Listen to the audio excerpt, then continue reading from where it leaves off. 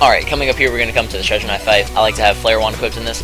And overall, it's a pretty simple fight. You really shouldn't have much problem with it. You just wail on him the whole time. Like, it's really not that hard. But there is something I will want to point out in this fight.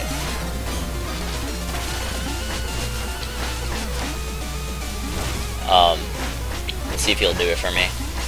Oh my god, this is so bad. Well, yeah, he's not doing it then.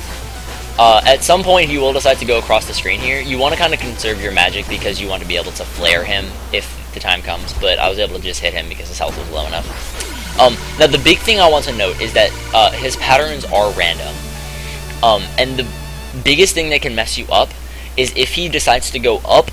If he decides to shoot his anchor up and then go up to the ceiling, you can't hit him and you waste a ton of time.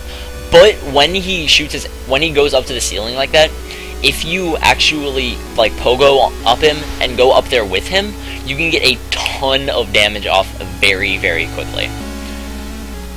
Anyway, coming up here, we're just going to do the next dream sequence.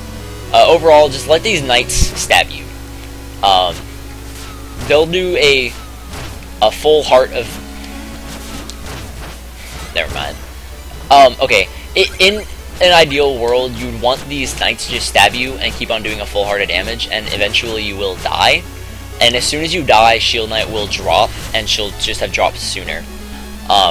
It's a little hard to get off, there's a lot of other things. But anyway, after that, just go off. And then, after you do that section, that dream sequence, which again, if you don't get killed, it's really not a big deal. Just wait until Shield Knight falls. But then just come up to the armor outpost here, and you'll want to come up here and get a couple items. Now, we're going to be getting the Conjurer's Coat here, the purple armor. And the thing about this, what it does is it'll give you 50 extra magic, and it'll make it that enemies drop magic more often. The thing about that, though, is that the counter side to it is that you also take a half a heart more damage from everything. So if you're new to this game, if you're not very confident in your ability to do the levels, I would not recommend getting the Conjurer's Coat, and rather just taking a trip back to the village and getting a couple more upgrades. I would recommend to have magic upgrades, I should say.